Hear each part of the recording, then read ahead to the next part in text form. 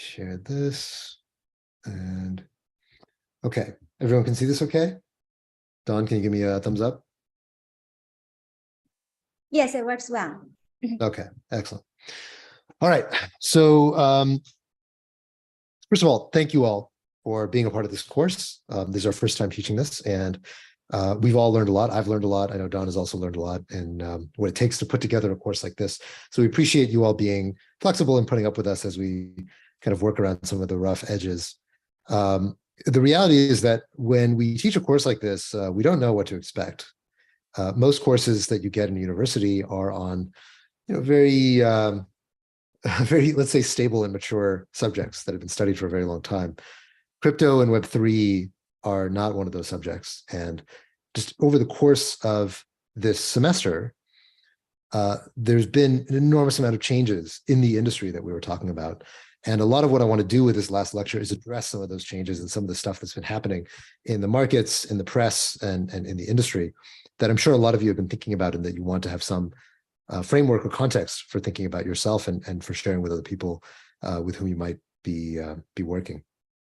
So that's kind of where I wanted to start, because it felt like the natural thing that we didn't really have space in this course to talk about and to address directly, but now feels like the right time to do that. So I want to start with just a few words on FTX. So FTX, I'm sure you all at this point know the story. I'm not going to reiterate it in too much detail, but the high level of what happened was that FTX, the exchange, went down in flames. It turned out that they were essentially rehypothecating customer funds, meaning that when people deposited money into FTX, some of that money was going into another entity, a trading firm that was owned by the founder of FTX, Sam Bankman-Fried, called Alameda Research. And that trading firm lost the money. It basically lost money earlier in the year. And as far as we can tell, and this is all, to be clear, this is all still speculation. Nobody has a clear picture yet of exactly what happened and how it happened. But this is what the press and the media and regulators have started to piece together, is that it seems like there was some kind of untoward relationship between FTX and an associated firm called Alameda Research, which was a prop trading firm owned by SBF. This caused FTX to go down in flames, and it triggered an enormous amount of fear in the markets, as well as an enormous amount of contagion effect. When we say contagion effect, what we mean is that there were other firms that were tied up with FTX in some kind of way. Either one, because they might have relied on FTX as a counterparty, they might have had money on FTX, and when their balances on FTX get impaired, their own businesses get impaired, and they suddenly start going through problems because of what happened to FTX. That's one form of contagion. The other form of contagion is just that prices go down.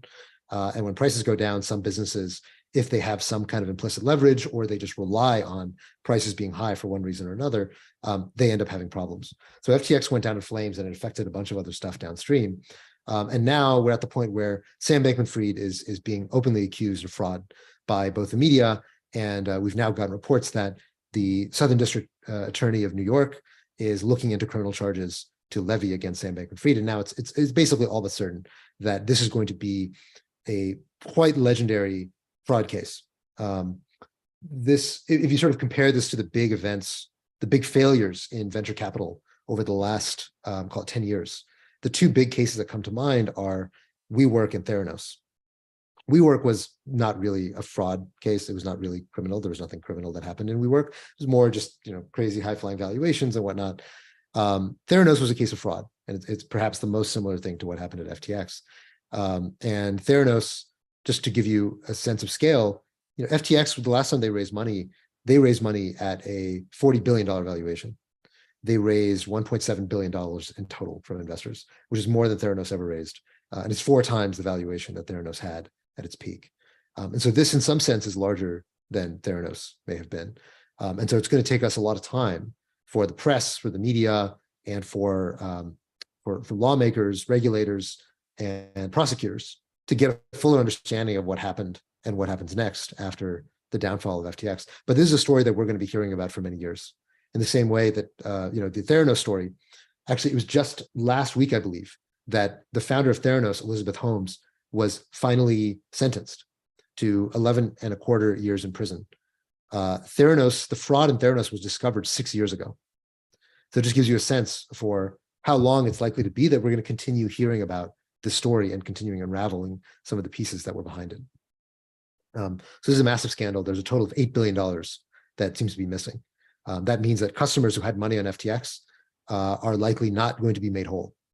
Now, these are mostly customers on FTX International. Sam Bankman-Fried believes that customers in FTX US, which is the US subsidiary, which if you're an American and you were logging into FTX and building an account there, it was likely on the subsidiary FTX US. FTX US has also filed for bankruptcy. However, Sam seems to strongly believe that FTX US has all of the money and can still pay out customer funds. And so it's plausible, although we don't know what we don't know yet, that FTX US holders may be made whole, even if FTX International holders, who are all around the world in places like Korea and Singapore and whatnot, that those holders may end up losing their money. So now the natural question to ask in a moment like this is why? Why did this happen? There's a lot of theories that have been floating around, and of course, everybody has their own kind of pet explanation of what they think happened and why it happened. The first I want to go through bad explanations for why FTX happened. The first bad explanation is CZ. CZ is the founder of Binance. Some of you might know the story that Binance was an early investor in FTX, and a lot of the quote unquote run of the bank that happened with FTX was in some sense triggered by decisions made by CZ. Because CZ announced that he was going to be walking away from his investment into FTX. He sold a bunch of his FTT tokens, and initially he announced that he was going to consider acquiring FTX, and he walked away from that acquisition. And so a bunch of people, especially in the press, have now started saying that CZ caused FTX to die. I think this is a ridiculous claim. CZ did not cause fraud to take place at FTX. He clearly had no idea the fraud was going on at FTX. If he did, he would not have publicly announced that he was selling FTT tokens, because now CZ, at the time that he sold those tokens, had over $500 million worth of tokens that are now basically worth zero. And so he lost $500 million himself. The entire market is down 25%. It doesn't make sense for CZ to pick off a player who had 5% market share and drop the whole industry by 25%. It's just not how it works. So it doesn't make sense. This is not CZ's fault. This is Sam's fault. Sam claims that the reason why this happened was poorly labeled accounting. And so he's come in front of the press. He's in numerous times given interviews and responded to the New York Times and to other publications saying that it was an accounting mistake. I don't know anybody serious who thinks that it's possible that this could have happened through an accounting mistake. It's pretty clear that this was a willful error, or willful, not error. This was a willful decision. This was not some like, oh, whoopsie, we accidentally lost $8 billion, which is, a significant portion of all the money in the exchange. And we've gotten multiple reports that there was a decision that was made this summer. There was a decision that was made this summer by the senior members of FTX and Alameda to lend customer funds to Alameda. And so it's fairly clear there was a singular decision. This wasn't an accounting mistake. There's another claim that the reason why this happened is that crypto is not sufficiently regulated. And you're hearing now some regulators and some lawmakers say that this proves that crypto needs more regulation. And if we add more regulation, then crypto will not have this happen. So the reason why this is not an explanation is because crypto is already regulated. If you look at, oh, wait, hold on. It says, one second. I want to make sure that I'm not making any issues here. Everyone can see what's on screen, right? I just got a message from my thing saying that people can now see your application. Can everyone see this? Dawn, can you give me a thumbs up? Yes, we can see it. Okay. Apologies. Cool. Okay, so why is it not insufficient crypto regulation? One, crypto is already regulated. Two, FTX was an overseas exchange. FTX was headquartered in the Bahamas. FTX being regulated differently in the Bahamas, like the Bahamian regulatory regime is not going to step up to the plate of making crypto fully regulated. And it was none of the US exchanges that had this problem. According to Sam, actually FTX US is totally fine, which is the US regulated portion of FTX. And of course, this didn't happen at Coinbase, didn't happen at Kraken, didn't happen at Gemini, didn't happen at any of the US regulated exchanges. So increased regulation of crypto in the US is obviously not going to solve this problem because FTX Global, which is the entity that lost all the money, was not regulated in the US. They were intentionally not regulated in the US. They were originally regulated in Hong Kong and later regulated in the Bahamas. And so unless there is some kind of global regulatory regime that can be put into place, which is not likely. And nobody has any ambitions of making that happen anytime soon. The problem here is not one that's going to get solved by regulation or changes to regulation. Now, changes to regulation, I think, are necessary nevertheless, but it's not a good explanation for why this happened. This would have happened regardless of what laws or regulations would have been passed in the US, because this was not a US company that did this. Now, another favorite of the press and of onlookers is that, oh, this proves that crypto is a scam. Now, I don't even know where to begin with this one, but of course, there was really nothing about crypto that caused this thing to happen at FTX. Really what happened was that there was an overseas business, and that overseas business reached into the pot where all the customer money was and did stuff with it they weren't supposed to do. This can happen in any line of business. There's actually a very famous case of a overseas, I believe it was a derivatives brokerage called MF Global. And this is about 10 years ago. MF Global basically had the exact same situation that happened at FTX. They had like something like $10 billion in customer funds. The principals of the company took those customer funds and basically gambled it. They bet on some derivatives or something, or did some Forex trading, I don't remember what it was. And they lost the money and they ended up going bankrupt. Basically the same thing as what happened at FTX. There's nothing intrinsic about crypto to this story whatsoever. This was a centralized business that was not following their own rules, that broke their terms of service, that lied to customers, and ultimately defrauded their user base. And there's, of course, you can sort of look to the crypto part of what's happening, right? Nothing went wrong with Bitcoin. Actually, we could see all the Bitcoin on chain. That's part of the reason why we discovered this, is seeing what was happening with the FTT tokens, the Solana tokens, the transfers that were happening on chain. It's a lot of what ended up tipping off the community to realizing that something was wrong at FTX and with Alameda. And so if anything, it's the crypto elements of the story that made this fraud unravel sooner than it might have. Unlike with something like, for example, Bernie Madoff, the famous Ponzi scheme perpetrator, whom it took over a decade for people to discover that he was perpetrating a large Ponzi scheme, because there was nothing like what there is in crypto, in being able to see what's happening in real time and actually test assumptions about what's taking place. So I don't think a good explanation is that crypto is a scam. The real reason why this happened was because of SBF. And so as you're pointing fingers and trying to come up with a mental model of what explains what happened, the answer is very simple. The person who is responsible for this is Sam. He was a CEO. He's the one thing that he has stated very clearly was that this was his decision and his responsibility for making these mistakes and ultimately causing FTX to implode and to lose customer funds. Second reason why this happened was because of delinquent investors and poor internal controls. So we've gotten more and more reports over time that basically the VCs that end up backing FTX, and so just so you know, as a caveat, we at Dragonfly did not back FTX ever. But among their investors include Sequoia, Paradigm, BlackRock, Temasek, IVP, SoftBank, Tiger Global, a bunch of huge cadre of investors, very, very well-known investors in Silicon Valley that invested into FTX. And it's very clear that they did not do their homework. They did not do sufficient diligence. They did not install a board. They did not even install a CFO. There was a tremendous failure of venture capitalists in creating the circumstances that could have avoided a situation like this, where the CEO of the company could just reach into the pot, grab the money, and go do something that he wasn't allowed to do. In a normal company, and this is a question that people often ask me, does this mean that, why is it that Sam could be such a terrible, evil, nefarious person? Like, why are crypto founders so much worse than founders in any other domain? And actually, I don't think that's the right takeaway. I don't think it's true that Sam, or I should say rather, I don't think it's true that crypto founders are that much worse than founders, for example, of TradFi, traditional finance firms. But rather that if you work as a CEO of a traditional finance firm, you can't do this. You don't have the option to reach into the money and go grab it and go do something that you want with it, because you have a tremendous firewall of controls around you. Even if you want to commit fraud, it's almost impossible to do so.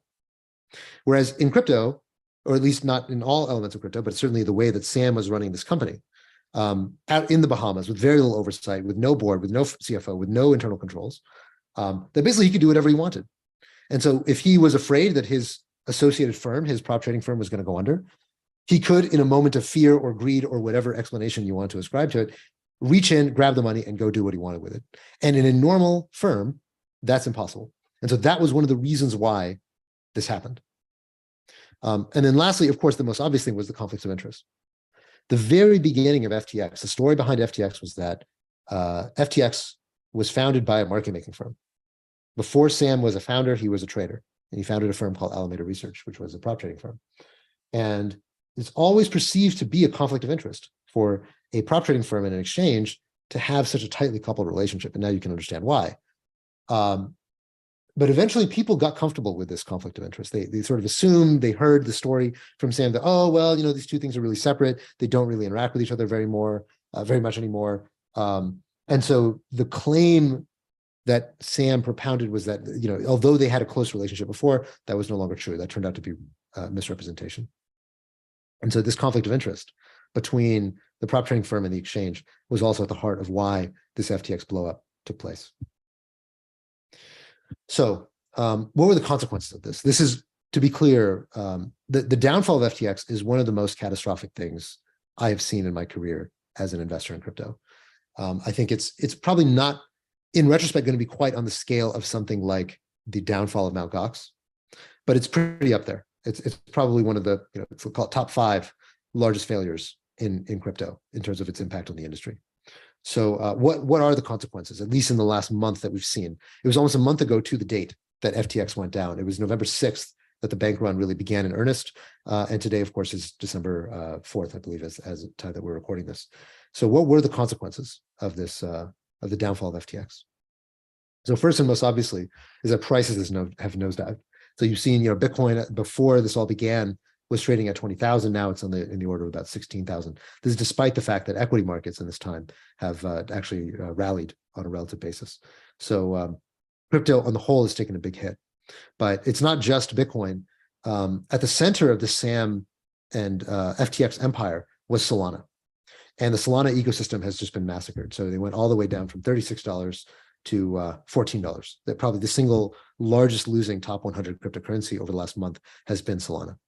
And this has been a big hit for the Solana ecosystem. Solana was already going through a lot of trouble this year, just from the downfall in prices, and I think DeFi on Solana had been struggling.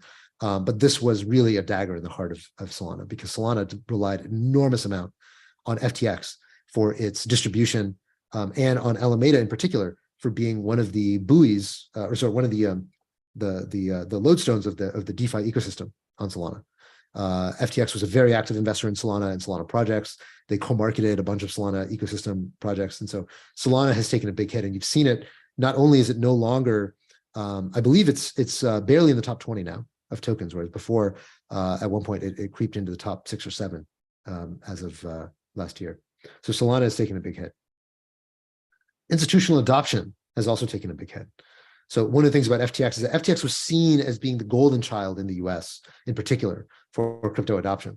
And seeing one of these luminary brands become unveiled as such a grotesque fraud has really shook a lot of institutional investors. And so, I just posted a few headlines showing how institutions are responding to this. And I think a lot of them have a lot of explaining to do to their own to their own stakeholders, to their own advisory boards, people who were looking at crypto last year and said, oh, crypto is obvious, it's a no-brainer. A lot of them are now saying, crap, crypto now seems like it may be a bit of career risk to associate ourselves with crypto. And so that's been one of the, at least short-term consequences. I don't know how long that will last. But I also want to caveat and give the other side of this, is that you've seen a lot of institutions actually buckle up and say that, hey, we're still long-term aligned with crypto. So you saw Sequoia say this. Sequoia was, I think, the single largest investor into FTX. You saw Temasek say this, which was I think, the second or third largest investor in FTX, which is the Sovereign Wealth Fund of Singapore. You saw JP Morgan issue a statement along these lines. You saw Fidelity do the same thing. You saw Goldman Sachs do the same thing. And so a lot of institutions are actually sticking up for crypto and saying, hey, we still believe in the space and we're not going anywhere. But anybody who's dipping their toes in, for whom there's not kind of institutional buy-in into the crypto industry, a lot of these people are taking a step back, and may have egg on their faces for having been associated with FTX in particular.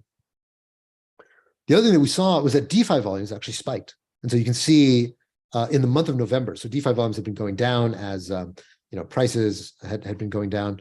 But in November, we saw a massive spike, more than 2x what was in the month of October.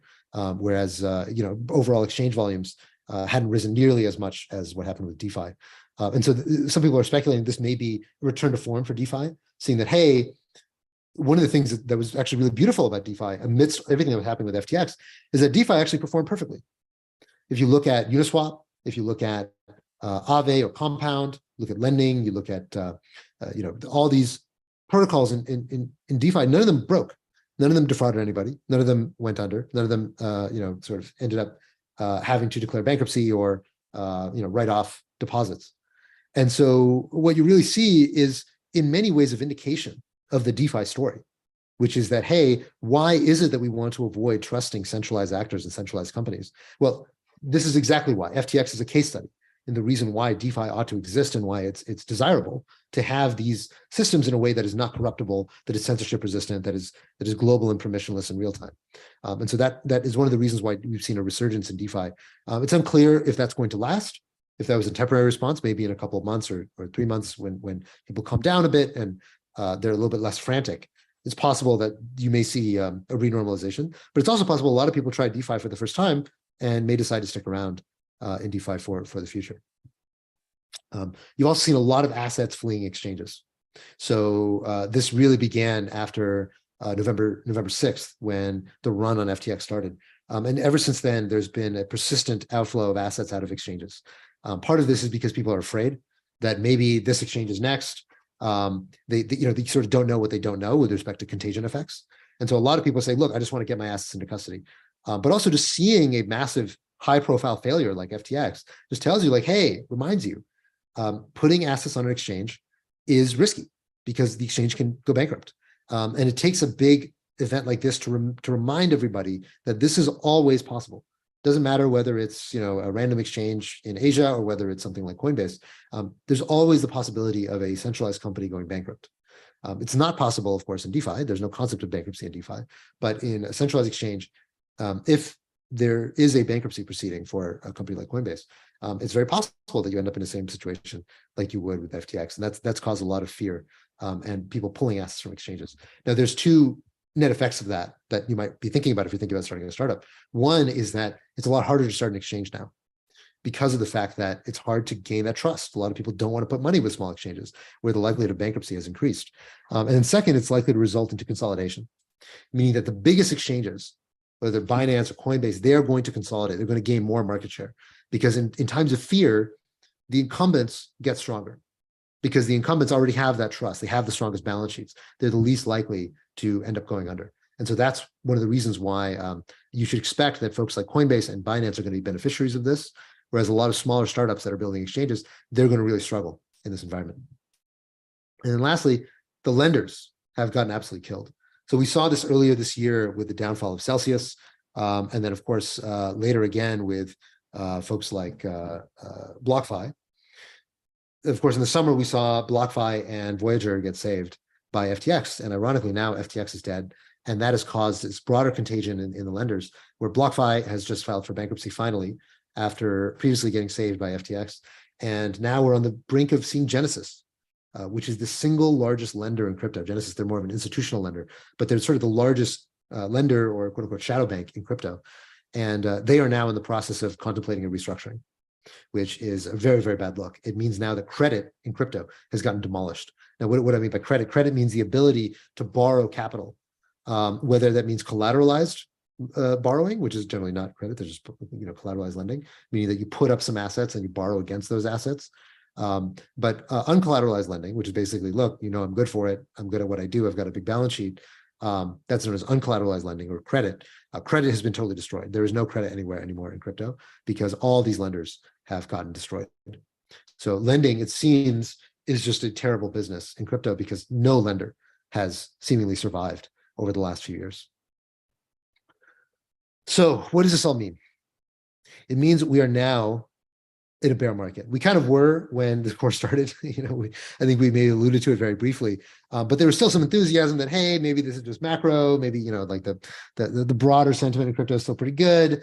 When we started this course and we did the opening lecture, we didn't really spend too much time talking about the doom and gloom aspects of prices are down, but whatever, crypto is still crypto. It's no longer really possible to do that with a serious look on your face. It's very clear we've entered into a very different regime in crypto, and as potential entrepreneurs, or just as people thinking about the industry or a potential place you want to work, it's something that you should look at straight in the eye and understand very clearly what that means, that we're now in a bear market. So what happens now that we're in a bear market? The first thing is that in a bear market, it's harder to attract users. Now, why is it harder to attract users? One, obviously, a lot of people are attracted to crypto when crypto is exciting, when prices are going up, when they've made money, when they're flush. When those things are not true, there are just less users around. The other thing, of course, is that in a time like this, especially after the collapse of FTX, trust is low. And when trust is low, that is difficult for startups. Startups need trust.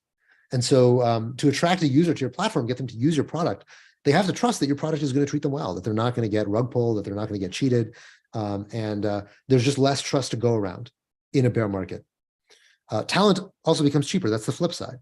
So, in about a year ago, people were paying crazy packages to engineers. They had to offer lots and lots of capital in order to compete with not just offers from big companies like Google or Facebook or Amazon, but also other startups that were just engaged in this massive arms race of paying engineers, product people, designers, ops people more and more and more money over time. This arms race has stopped, and if anything, has reversed. Right? You've seen that there have been a lot of layoffs in big tech, and of course there have been layoffs in crypto companies as well. And so that now means that the balance of power between talent and companies has reversed. So it's now easier to get access to talent. It's easier to hire people on a smaller budget, and that's good for founders, provided that you can raise the capital. There's also a time that rewards focus. A lot of founders, especially in a bull market, they get easily distracted. They say, okay, I'm building this DeFi thing, but I go, oh, there's this cool NFT thing over here. I'm also going to launch an NFT thing, and you know what? I'm also going to do this. I'm going to do that. I'm going to create a DAO. I'm going to blah blah blah. And in a bull market, sometimes you can get away with that, because oftentimes the market and your own customers are just as ADHD as you are. And they're excited to see all the different little things you're doing. And you can afford to hire a bigger team and have the team do all these different things that you're pursuing. In a bear market, you can't afford not to be focused. You have to focus on the core thing that you're doing, the core innovation. And so a bear market is a time to cut other things away, cut away distractions, cut away things that aren't core to your product, and just focus on delivery. And so whether you're going to be joining a company, or whether you're going to be starting a company, now is a time to be focused, to really narrow in on the thing that you want to be doing and why it matters. And then, of course, as I mentioned, there's less trust in a time like this, and that it kind of affects things across the board when it comes to adoption, the kind of products you want to launch, et cetera. So that also means, of course, in a bear market, raising money is harder. Capital is literally more expensive. Now, what do I mean capital is more expensive? What I'm talking about is interest rates. So when we started this course, interest rates were, I believe, closer to 2%. We are now at 4%, and we're rapidly rising to be north of that. It's very likely your capital markets are pricing in that interest rates are going to hit at least 5% before they potentially end up peaking sometime next year. And so the cost of money, what an interest rate is really the cost of money. It means if you don't do anything else with this money, how much income could this money generate for you? That's the opportunity cost of money. That's what an interest rate is. And so when the Fed says the interest rate is 4% now, what that means is that any other use of this money had better generate more than 4%, otherwise it's not worth funding. So anything that generated 3% or 2% or 1%, and it's not just generated, but generated risk adjusted, meaning if you account for risk and you discount it based on how much risk you're actually taking on, if there were things that were worth investing into because they generated 3% returns or even 4% returns, they are now no longer rational to invest into. And so investors will pull away their money from everything in the economy that returns 4% when it's free to give 4% to the Fed and get that interest for doing nothing. That's what it means when, quote unquote, capital gets more expensive and the price of money, quote unquote, goes up. When the interest rate goes up, that's what it means. And so now you have to generate a better return in order to raise the same amount of money. It affects everything all the way up and down the capital stack. And that's one of the reasons why raising money is harder, irrespective of FTX and kind of the broader crypto sentiment.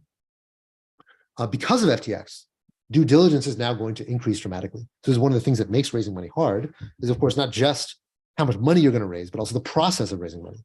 That process is going to become more difficult and more involved.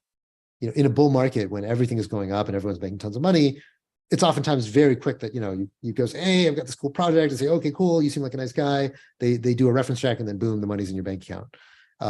Deals were closing very quickly. There's not a ton of diligence. That is all going to change, especially after such a very dramatic and public fraud like what took place at FTX. Now, due diligence standards across the industry are going to be increasing. And so this is a new norm that it's just going to take more time to close deals. And deal diligence is going to become more intensive. Narratives have shifted. So a lot of the things that seemed really obvious last year are not as obvious anymore. You've seen it with NFTs. A lot of NFT mania has really died away. You see, the kind of different storylines that might have been very exciting and animating at the beginning of the year, blah, blah, blah, metaverse, whatever. A lot of these things have downshifted.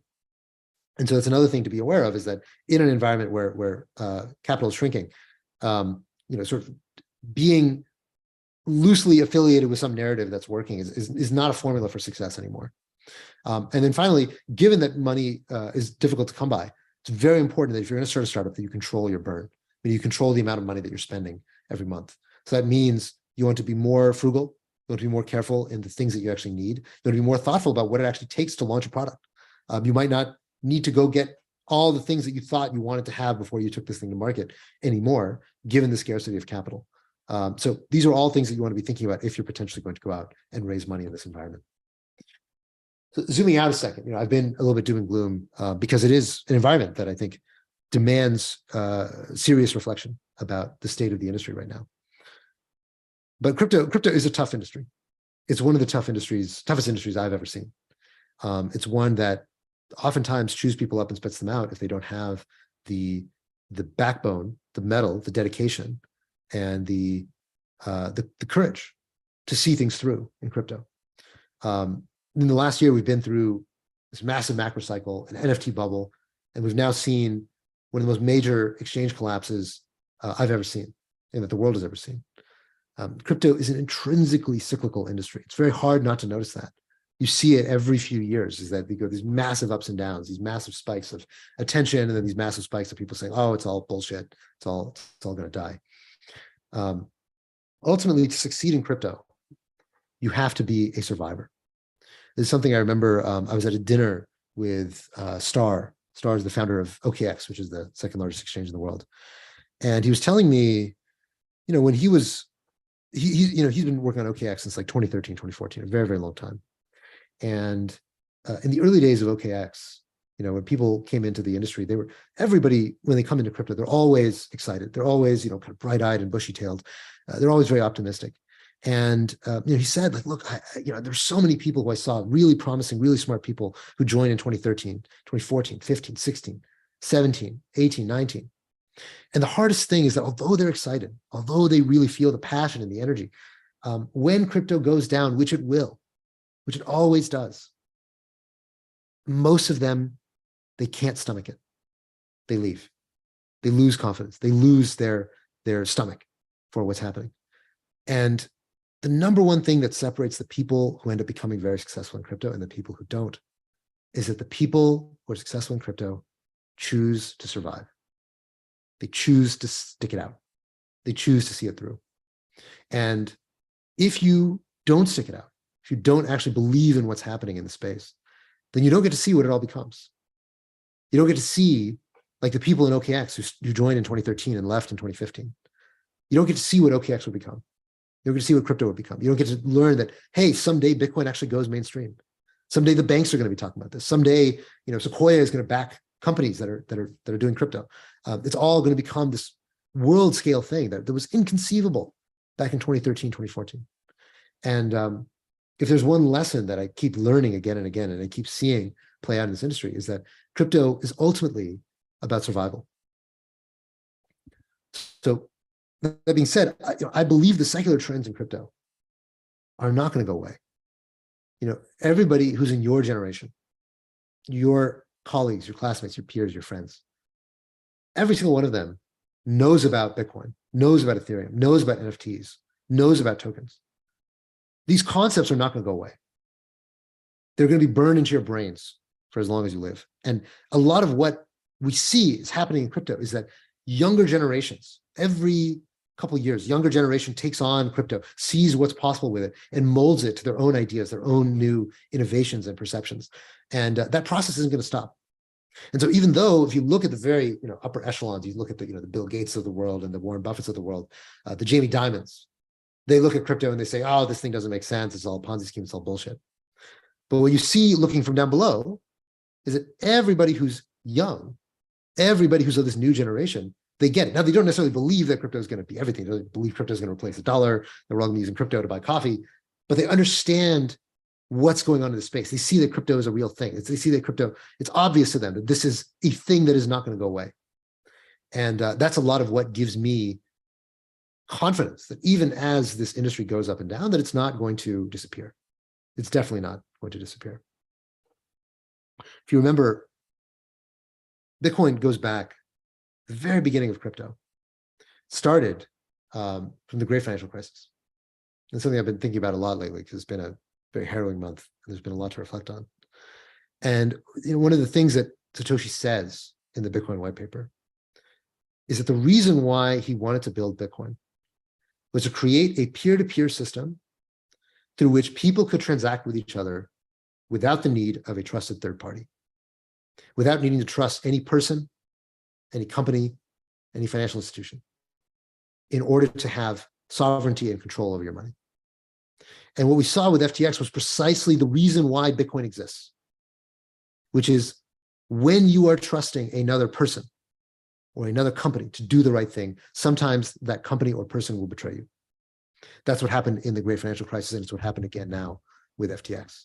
And so to me, again, it harkens back to the reason why we're doing all this stuff and why it is that crypto, not the blockchain technology industry, blah, blah, blah, but the reason why crypto needs to exist and why its clarion cry is as relevant now as it has ever been.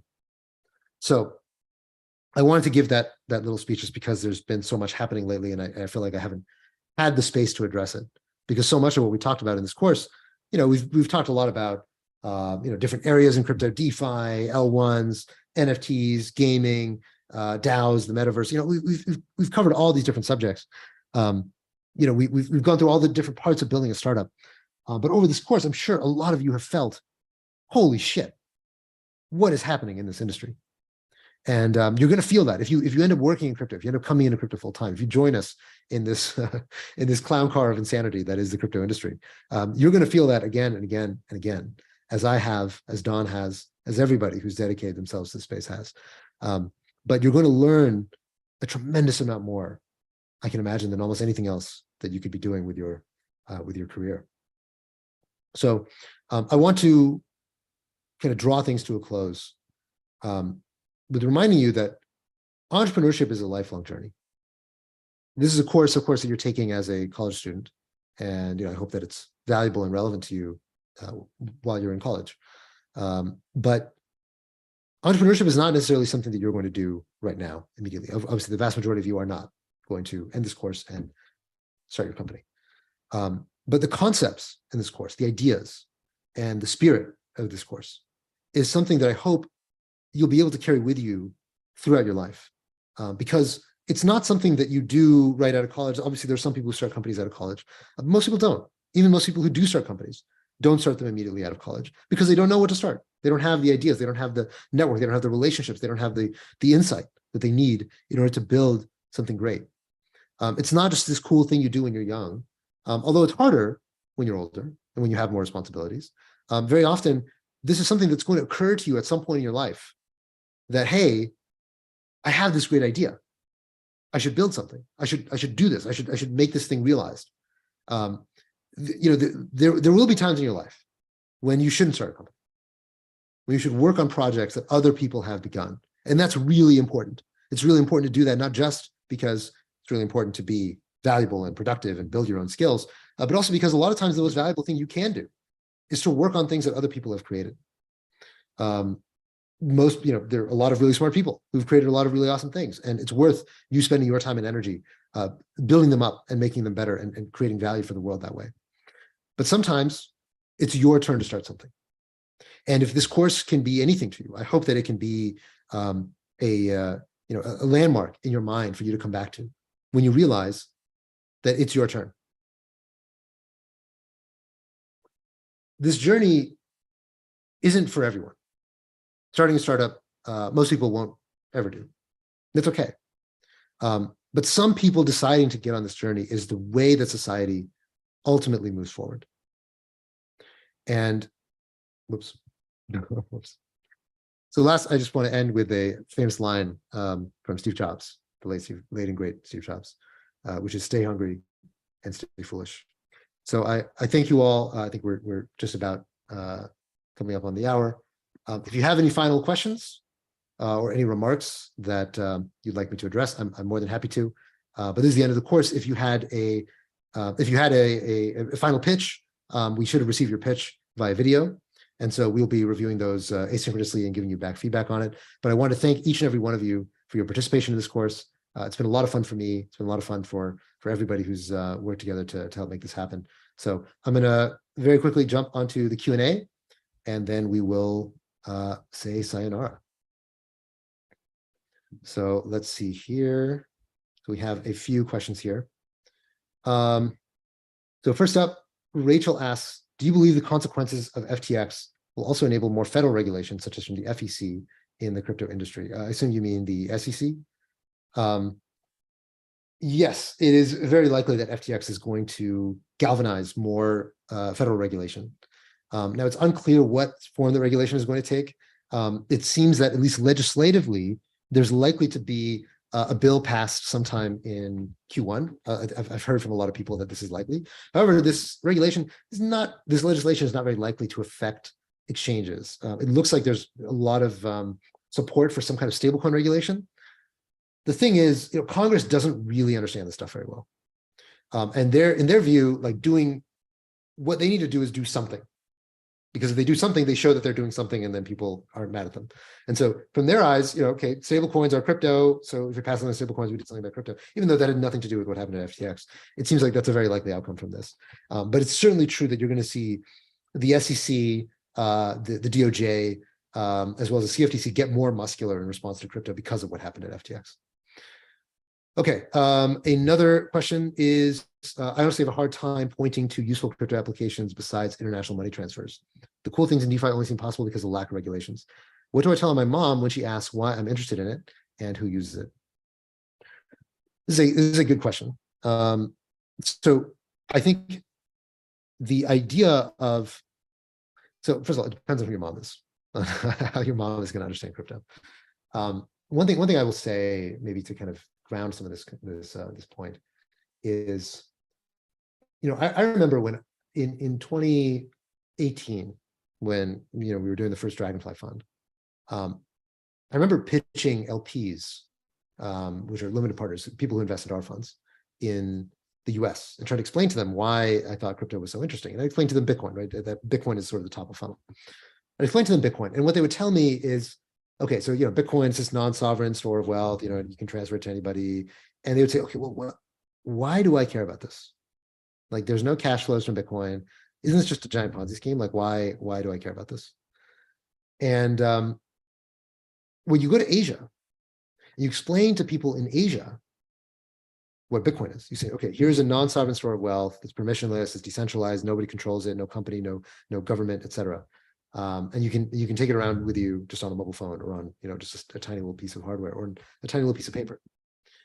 And people instantly understand why that's valuable. Because if you live in Asia, if you're of a certain age, you've experienced regime change in your lifetime. You remember when the money was different. You remember when the government changed. For most people in the US, that's a very foreign concept, because we've had the most stable and continuous government of almost anybody. Basically 250 years of uninterrupted government. But that's not true almost anywhere else in the world. It's maybe true in some parts of Western Europe, but it's not true in China. It's not true in Japan. It's not true in Korea. It's not true in Vietnam. There are many, many places where people understand intuitively that the government is not going to safeguard your wealth forever.